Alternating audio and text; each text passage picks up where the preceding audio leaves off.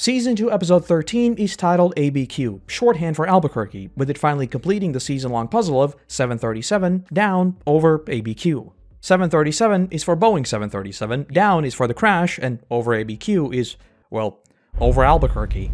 If you want to overanalyze just a little bit more though, the title could also refer to the collision of Walter's criminal life and the public world of Albuquerque. His decision to let Jane die leads to Donald failing at his job, which then leads to the mass casualty event in the skies above the city. A single decision, a single choice to protect his own interest sends very public shockwaves that largely define the entire following season. And more than that, this is also the episode where Walter's secret life comes to light with Skylar, which then too spirals into police being involved and all kinds of very public matters that do very much affect Albuquerque at large. Moving into the episode itself, with this being the final part of the 737 down over ABQ puzzle, the cold open puts all the previous parts together, but goes even harder on the whole idea that this is a crime scene first and foremost, which obviously screams Walter and not just some accidents. And much like with the previous episode and something akin to the bear showing up in the Gus meeting spots, this episode suddenly fades to full color. It tells us that this is no longer some abstract vision or hypothetical. This is real, and it is happening right now. Walter's house is surrounded by choppers, police, guys in hazmat suits, and pretty much everything else under the sun. Absolutely beautiful execution on this whole season-wide puzzle, and that fade to full color is just the cherry on top. Bravo, Vince. That being said, we've talked plenty about the foreshadowy and thematic meaning of the bear in prior episodes, so with all of it coming together, I want to more so talk about the practical side of it all. In the Insider podcast, Vince explained that this whole idea of this season-long flash forward was largely an expanded version of the cyclical storytelling we saw all the way back in the series premiere. The cold open of episode 1 was already Walter scrambling for his life in the desert, something we'd only get to see at the very end of the episode. The team really liked how it all worked out with season 1, so they went bigger, and they went a whole lot bolder, with the bear being this abstract representation of the events that we'd only see in the season finale. And like we've also talked about before, Vince also admits that, yes, this was also just playing with the audience and planting doubts in their minds, because, you know, hazmat suits and police at Walter's house, I mean, doesn't really scream things going well, you know. Initially, you might link the pink bear to some kind of tragedy with Holly. Both the pink is Holly's color, and it's just a toy bear. But as it turns out, it would actually be Walter sporting the hot pink sweater. Dozens and dozens of other theories were of course spun up regarding the bear and all the other craziness. So while it does end up having a very clear through line of these unforeseen consequences, it was also very much there to mislead and tease us a bit, which honestly, fair enough. It's not a false promise, again, it does end up having actual meaning, but it still turned out to be a ton of fun trying to figure out just what the hell happened. But with that, roll intro.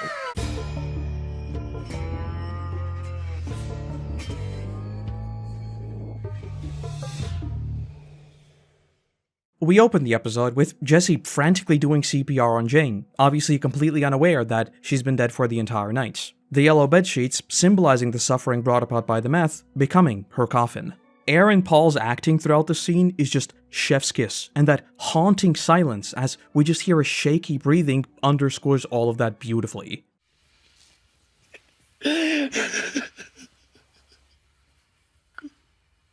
And to immediately create this stark contrast of life and death, we cut to the calm stillness of Walter and Holly. Except, we already know what happened. We know Walter chose her death, and so despite that silent calm and the purity of Holly, the scene is shrouded in shadows. Walter knows what he did, so the moment he sees who's calling, he immediately pulls back and he has to compose himself. And on that note, there's a ton of subtle characterization here that I think is very easy to overlook. First off, remember that this is the burner phone that most of the time was stashed somewhere else, but today he was carrying it around, always expecting this exact phone call. And more than that, pretty much every other time we've seen Jesse call Walter, especially when he's at home and they're not actually working on anything, there has been at least some crashing out on Walter's parts. This time around though, because he knows what the call is actually about, he is instantly taking a carer role, something that any other time would have obviously tipped Jesse off about something not being right. And if we turn to Jesse's side, many of the same things apply. First, remember that their last conversation ended in what is basically completely severing contact. Jesse got his money and quite literally told him that he'd never hear from them again, while also being an accomplice in the blackmail. Yet, now that Jane is dead, without so much as a second thought, Walter was the first person Jesse called. Not because there was any rationale of what to do with the body or how to hide the drugs or anything, but because, tragically so might I add, Walter was the only one who could offer at least some kind of comfort and safety. This is the Papa Walter I keep joking about. Even among the catastrophic crashouts at each other, both of them share an emotional bond that has long since transcended their initial shared business. And in a broader sense, I love this sequence from a direction standpoint, because during the whole phone conversation, we never hear or see anything from Jesse. Something about just seeing Walter react to Jesse's cries is so much more tragic to me, largely because I think it exploits that horror through implication angle, which in turn kind of makes you imagine something infinitely worse than the show could ever actually portray. We obviously saw Jesse cry already, but with Walter having to repeatedly interrupt him and tell him to just please breathe, I mean, one can only imagine what he was going through on the other side.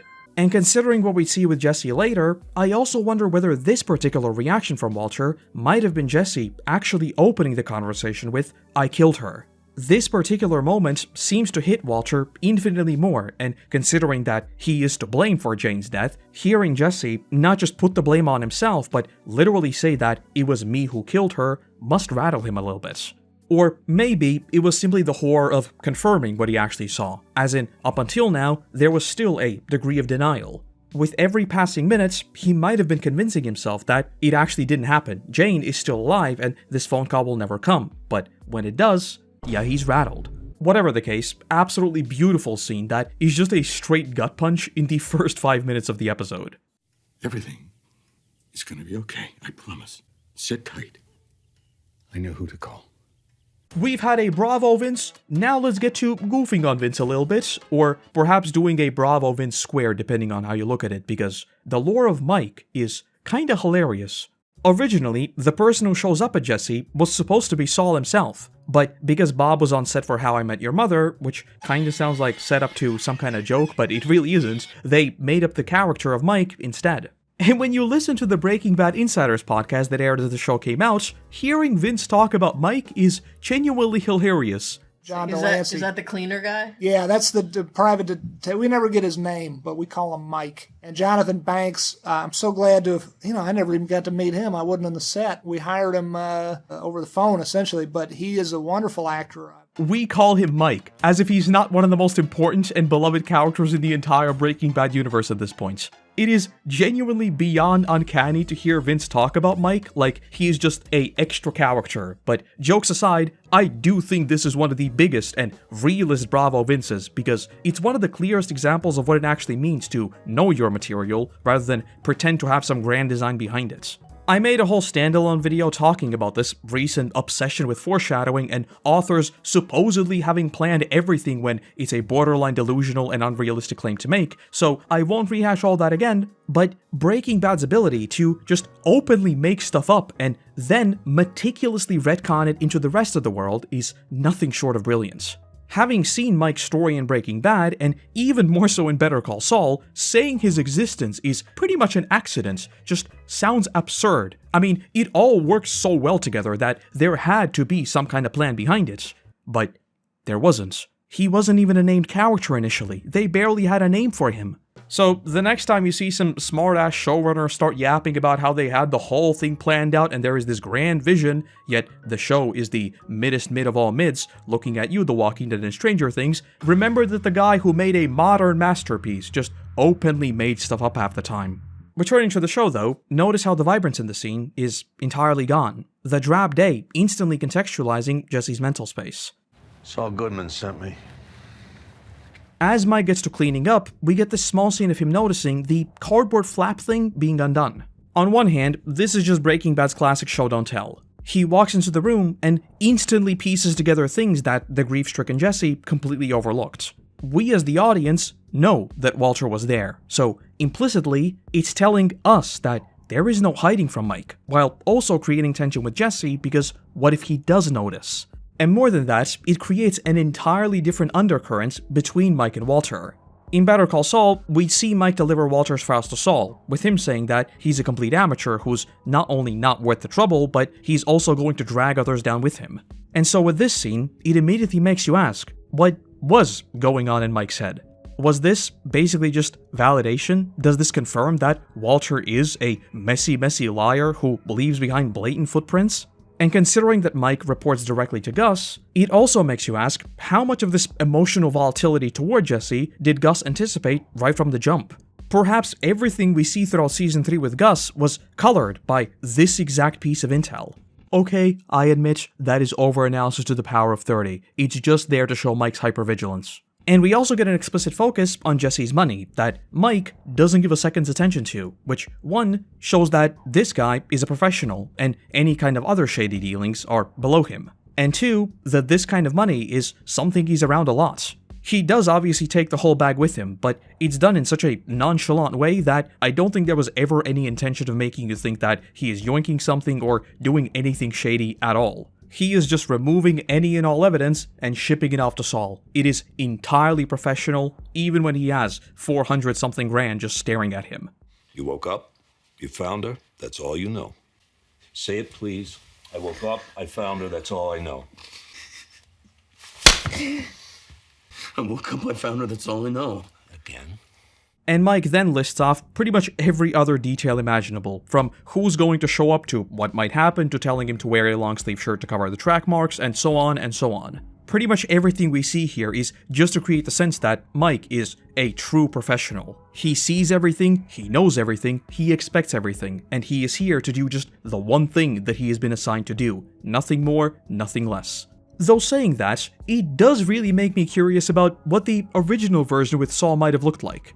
While we do see Saul commit fraud and get caught up with all kinds of other drug lords, I just can't imagine him actually physically cleaning evidence with this kind of meticulous attention. Someone with access to Vince, please ask what this would have looked like. He has never talked about it as far as I know, and I'm dying to know. Would he just, tell Jesse what to do, and that's it? I mean, doesn't really seem like that would work because Jesse is a mess. So, who would clean the evidence? And all this. I'm very curious. Please someone message Vince. Thank you very much. As we got to Walter, Vince decided to just go 100% on the misery scale.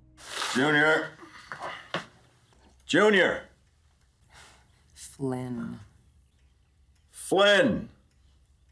I'll be there in a minute! Walter is already dealing with the whole Jesse fallout, neatly conveyed with the black t-shirt for mourning. And then you add Walt Jr. changing his name, which obviously stings, and then you add the charity on top, and yeah, old Waltberger is not having a good day either.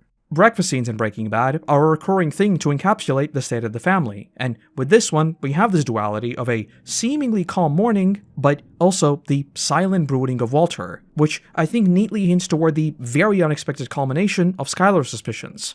Much like with this scene, everything will seem normal and completely calm, but in an instant, everything will change, just like it did with Jane. Actual donations for your dad? Total strangers. Good luck. Hang in there. Isn't this awesome? Yes, absolutely. Thank you, son. For some reason, every donation they get is from the likes of XXX_gamer_3143_legend_XXX. I assume these are already supposed to be Saul's money laundering zombies, but it's also kinda hard to say considering how few donations there are now compared to the non-stop spam that we'd see later. So, purely money-wise, I'm leaning toward these still being real people, but then, what's up with all their names? I don't know. In any case, the show did actually buy this domain. SaveWalterWhite.com was a real website, and it just directed you to real-world cancer research, so that's pretty neat. Returning to Misery, though. Now, how did I know you wouldn't be answering your phone?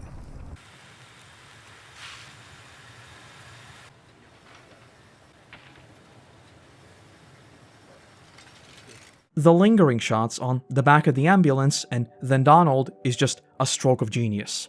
Without a single spoken word, his face says it all. It finally happened. Every single time he drove here, the possibility of this exact sight must have haunted him, a terrifying inevitability he hoped would never arrive. But now that it has arrived, he's just numb. He walks through the house, barely even registering what's being told to him. Mother's maiden name? My mother? Your daughter's mother. Bishop. This is one of those things that I think made Breaking Bad's characters feel truly human. It doesn't sacrifice its characterization for the sake of manufacturing drama. Yes, Jesse and Donald are basically standing next to each other, and just last episode, Donald was ready to rip his head off. But with this sequence, that just doesn't matter anymore. In Donald's mind, this really was an inevitability. To him, this is cruel and bleak fatalism that no one could stop. He tried, he failed, and he blames himself for failing, but even that is completely overwritten by just utter hopelessness that transcends individual blame. Arizona. Absolutely diabolical, Vince. Though I think you can see this scene in a few different ways. On one hand, the drawing was something that Jane originally gave to Jesse, so Donald taking it with him might be a way to say that he, quote-unquote, forgives Jesse. He never asks him anything, he never attacks him, he barely even looks at him. Again, to him, this was just something that was always going to happen, and so he doesn't even think that Jesse is responsible. Alternatively, you can also look at it as him accepting Jane's apology and being at peace with what happened. Their final conversation was extremely messy and extremely sad, so that being his last memory of her must obviously be terrible, and so this apology replaces that with something slightly more pure. And note the name Bishop for later on. My name is Korotos. I live in the... This is my confession. Today is February 21st. This video is supposed to go live on February 23rd. If it is not, know that I tried. You will have heard things about me. About being late, about being stuck in these so-called copyright jails. It was not me. It was never me. It was... We then get a brief check-in with Walter, where 1, he's trying and failing to reach Jesse, because, as we learn, he's already entered the level 10 drug dungeon. And 2, we already hear the donations rolling in, this time most certainly from Saul's zombies. That's cool and all, but as we cut to Hank, we get what is easily one of my favorite shots in the entire series. Hank holding up the donation jar for Walt's surgery that just so happens to perfectly line up with the wanted board in the background. Seriously, give whoever came up with the shot a raise like right now. This is so cool. Here's what we know. Christian Ortega, aka Combo. Why, I'm unfamiliar with that name. Was he a Nobel laureate, perchance? This dude was so low rep, he never showed up on our radar. He was dealing blue sky. That's right. Combo, of course, bit the dust a few episodes ago, but the board also features Tuco, the guy Tuco beat to death, and the guy who made a stroopwafel with his arm, I guess. Those are all confirmed dead, but on the opposite side, we have Crazy 8, who was of course an informant to the DEA, but he is still MIA, mostly because he was turned into a forbidden smoothie. And same goes for Emilio, he too is MIA because he too is strawberry jam. And an interesting thing to consider here is that the connection between Tuco and Crazy 8 is largely accidental. Keep in mind that when Walter was dealing with Crazy, his meth wasn't blue yet and he didn't have the Heisenberg name. But the thing that ends up connecting Tuco and Crazy, and eventually of course Heisenberg, is that first deal they did. Tuco had the pure glass, Crazy had the pure glass, and only then the pure glass turned blue, which is when Hank realized that they changed the formula. So the unspoken, but I presume running theory, is that either Tuco killed Crazy and then eventually took over Heisenberg's network, or Heisenberg himself, which is what we know to be true, killed Crazy and then moved on to Tuco and then eventually also killed Tuco. Or I guess he was in the progress of killing Tuco, and then Hank killed Tuco, but you get what I mean.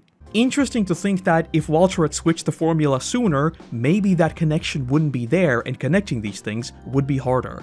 They then briefly discuss the apparent Heisenberg arrest, but Hank shuts the whole thing down, says that he doesn't believe it for a second, and starts talking about his follow-up research. Walt's operations, of course, crumbled entirely after Combo's death, with Badger going into hiding and Skinny Pete just straight up quitting. And so unsurprisingly, Hank says that around here, there is nothing, but he then notes that the blue sky is popping up in Texas, Arizona, Colorado, and Nevada. He owns 14 Los Pollos restaurants in between here and Nevada. He could be at any one of them. That is of course Gus's network, slowly spinning up and selling Walter's products. But for now, Hank just says that Heisenberger is still out there. Back at Walt's house, we again see that bizarre duality. Walter is brooding and miserable, while Skylar and Flynn are cheering at all the donations coming in. Again, we've talked about this many times before, but this is a pretty good illustration of where Walter's head really is at the moment. He doesn't truly care about how happy his family is because his pseudo-adoptive son is sad and he wants to care for him and probably eventually move back into the business. Saul, shut up and give me the address. If for the longest time we have talked about Walter just being consistently miserable, even at the sight of his family being happy and money coming in, just because his ego is hurt, then with this scene, all of that is flipped on his head. Both with his crashing out at Saul to just give him the address right now, and now going against everything Mike advises, we see that this is genuine care for Jesse. Again, even if it's not a fully conscious desire, I do think that a part of this is the desire to return to the business. But I think big picture-wise, this is just Papa Walter wanting to save his little adoptive son. Jesse is one of, if not the only person who has truly looked up to Walter and respected what he does. Walter, whether that is just because his ego is being fed, or maybe because this is a type of bond he always wanted, values that. He wants to see Jesse grow and be successful. He wants them to build this empire together. Let me handle this.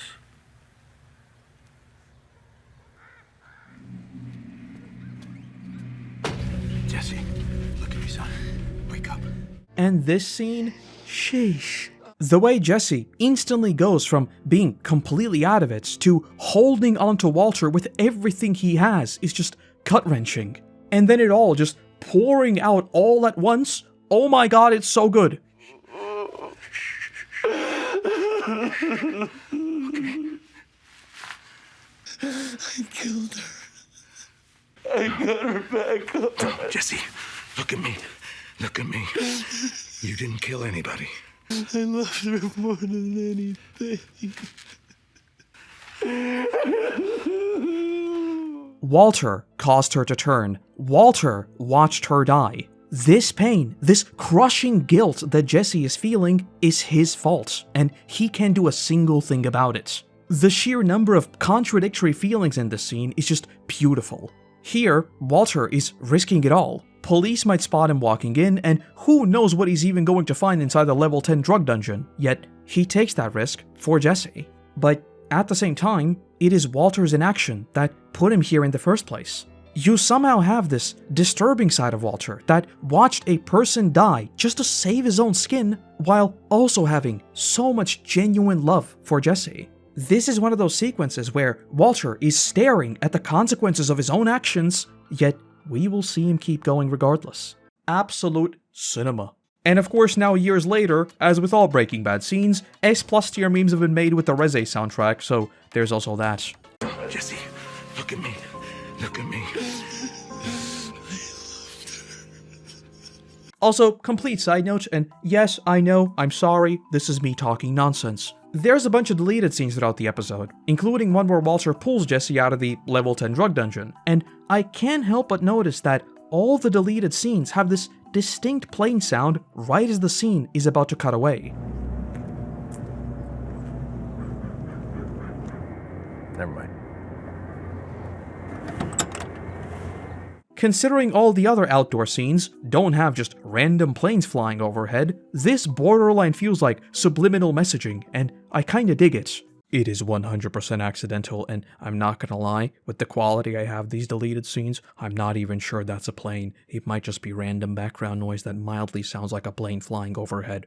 We cut to Donald finally going through Jane's belongings, his usual blue shirt symbolizing purity and loyalty now replaced with the mournful black. He passes a portrait of the American poet Elizabeth Bishop, the source for Jane's mom's name. Vince noted that they included her because he liked her work. That's literally it, there is no other reason, he just thought it was cool.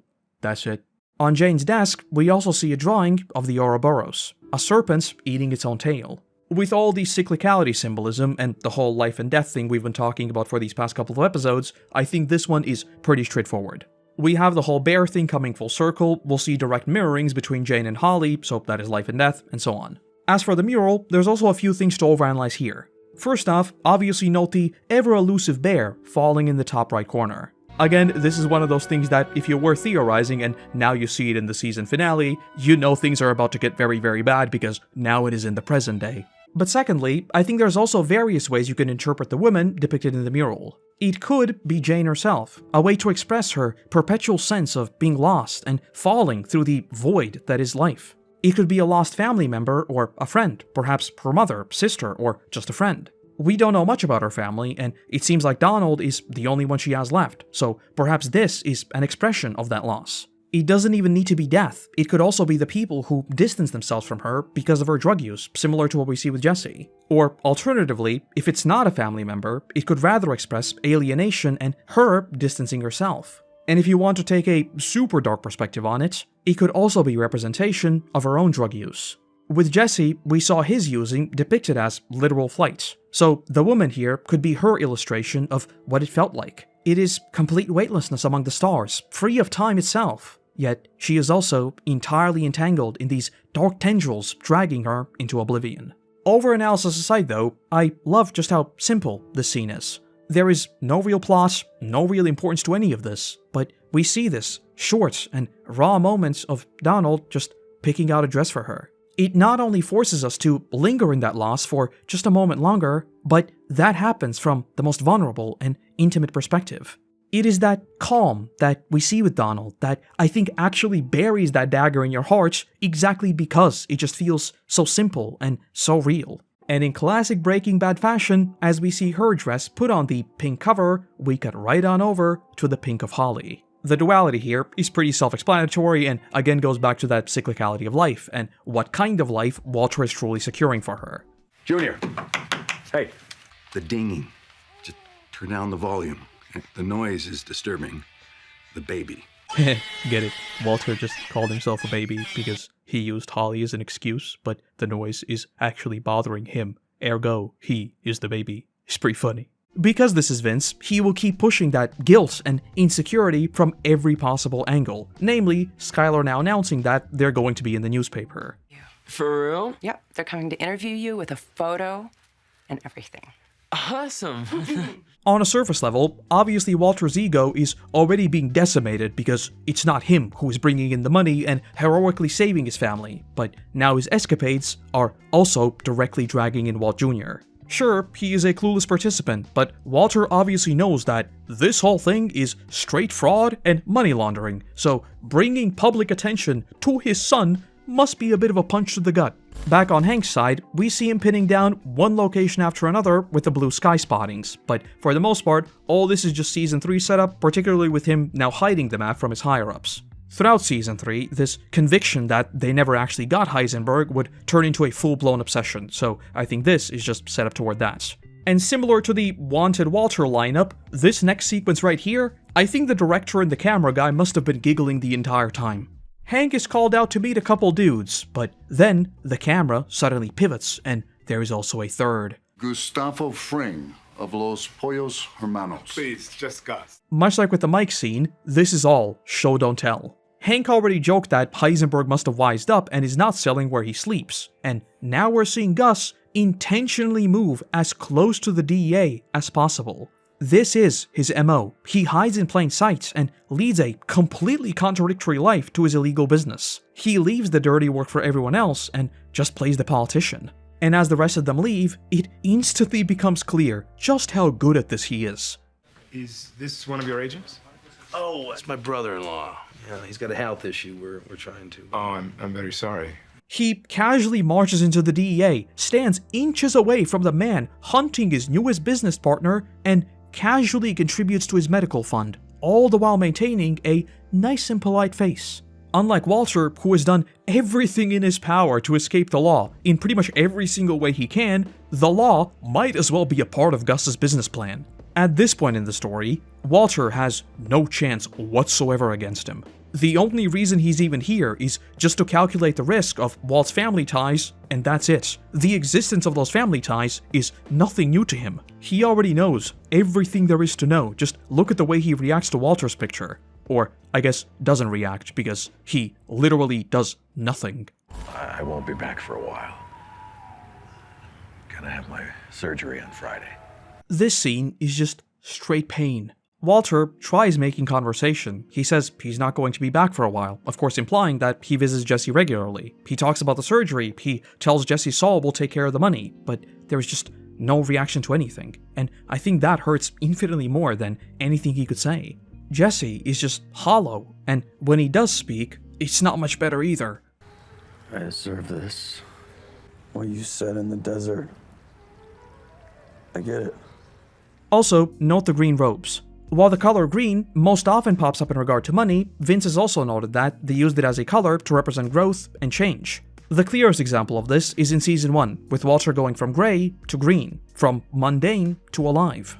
The same thing applies here. The workers are all in white, symbolizing purity and innocence, while the guests wear green in their journey toward that pure white. Oh, there he is. Inflation is hitting real hard, and the newspaper has quickly become a TV spot. This entire sequence is all about emphasizing guilt. He can't force a smile even if he tries to. He knows this whole thing is wrong in about a dozen different ways. Not to mention attracting unwanted attention is just a bad idea no matter how you look at it. And he always does the right thing. And this scene was originally supposed to end with Walter actually throwing up over the interviewer's shoes. So yeah, Walter is very much rattled by this whole ordeal, and that guilt is chewing him up. He let a young woman die. His pseudo-adoptive son is blaming himself for all of it, and his real family is being dragged into a extremely public disaster of his making. The final parts of the episode take us to Walt's surgery. Relaxed yet?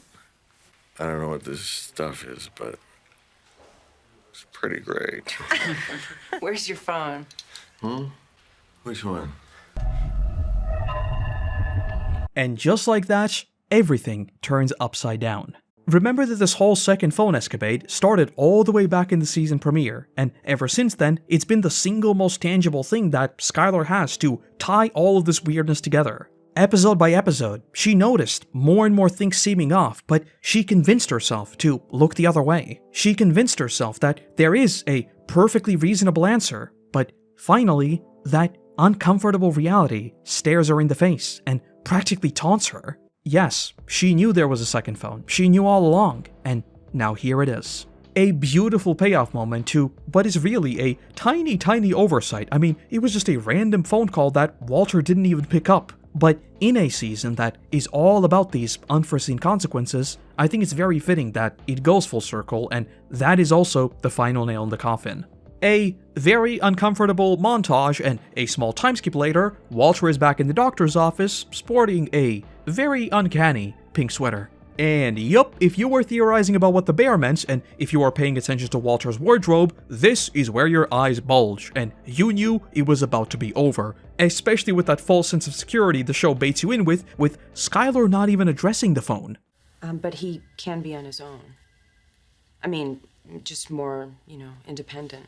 Okay, admittedly, not very subtle foreshadowing, because this is literally her asking, okay, when can I dip and not feel bad about it? And before we see the Chekov's phone go off, it's time to set up Chekov's plane. We cut back to Donald returning to work, which, keep in mind, was severely understaffed. Pima 311, contact Albuquerque Center 134.6. Okay, Chekov's plane is in the air, and so we abruptly cut back to the pink goofball Walter talking about keeping his goatee. And a moment later, everything comes crashing down. You'll have the house to yourself for 2 days. I want you to pack your things and leave. What I always loved about the scene is just how much it throws at Walter. No matter how bad things got, and even when Skylar straight up left, Walter might have felt directionless and hopeless, but he was never actually beat. But with this scene, it escalates, and Walter's counter is instantly shot down. It escalates again, and Walter's counter is shot down again. He is wearing this cutesy pink sweater and goofing around with his goatee, but he is basically a child. He is completely and utterly beaten. Skylar knows about the phone. She finally calls BS on the fugue state. She knows Walter was never at his mother's, nor did he ever take Gretchen's money. Whatever Walter says, she is already a step ahead. An affair? I'm having an affair. Is that what you think? That's what I was thinking, yeah, for the last few weeks. With whom? Well, my guess was Gretchen Schwartz. I am not having an affair with Gretchen. Oh, I know. I know you're not. Because I asked her.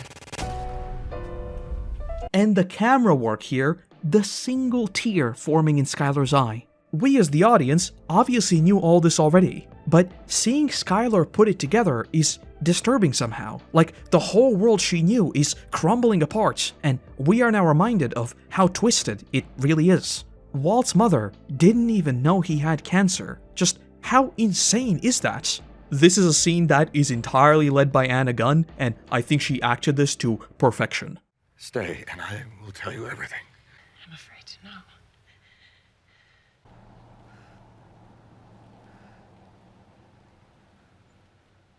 Jane, Mike 2-1, turn heading. Disregard. And okay, let's pause right there. First off, the constant back and forth between Walter's life imploding and the air traffic control does such a good job of building this completely unseen suspense, it's insane. Like, really, we have no idea what to expect or what's gonna happen, like, what the hell is Donald doing? But the moment we see him say, Jane, Mike, and then instantly messing up, you know it's about to be very, very bad. And then we see those two circles overlap.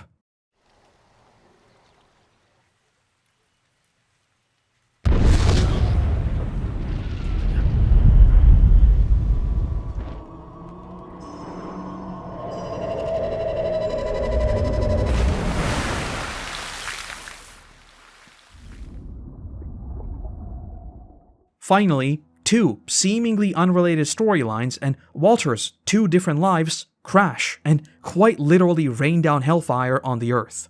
When Walter met Donald, he didn't know he was an air traffic controller, nor did he know that he was Jane's father. When he stood by and let Jane die, he didn't know that what he did was effectively pull the pin on a grenade that would eventually blow up over his roof and wreak havoc over thousands of lives. He believed that he was able to completely compartmentalize his criminal life. Yet this is an almost higher judgment laughing at him for ever being so naive to think that his actions wouldn't lead to ruin. It is judgment that throws down this funny-looking pink bear to taunt him for ever thinking that this will end well.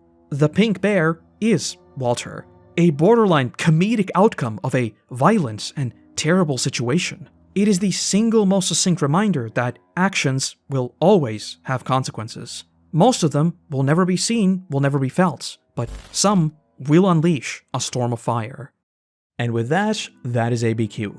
Well, that's another season in the bag. I'm sure all of you had your fill of me talking about unforeseen consequences and the pink bear, so yeah, with the following episode we're very much into the Gus arc and all the craziness that comes with that. I think even today, opinions on Season 2 as a whole are kind of split. I think for a lot of people it is this weird liminal space where it's in between the early days Walter, but also before the craziness with Gus. But for me personally, Season 2 has always held a very special place in my heart. I absolutely love the more abstract judgment that comes with the pink bear, as I think it really shines a light on, well, those unforeseen consequences, like Peekaboo and like we see with that small boy. A lot of Breaking Bad tends to get caught up in these grand schemes, and sure, we do see people getting caught in the crossfire, but I think it is Season 2 that really crystallizes that idea of, even though there are lots of things we never see, Walter is selling a very dangerous substance that eventually cascades into a lot of very, very bad things, and Jane is just this single flashpoint that, well, is a very, very bright flashpoint.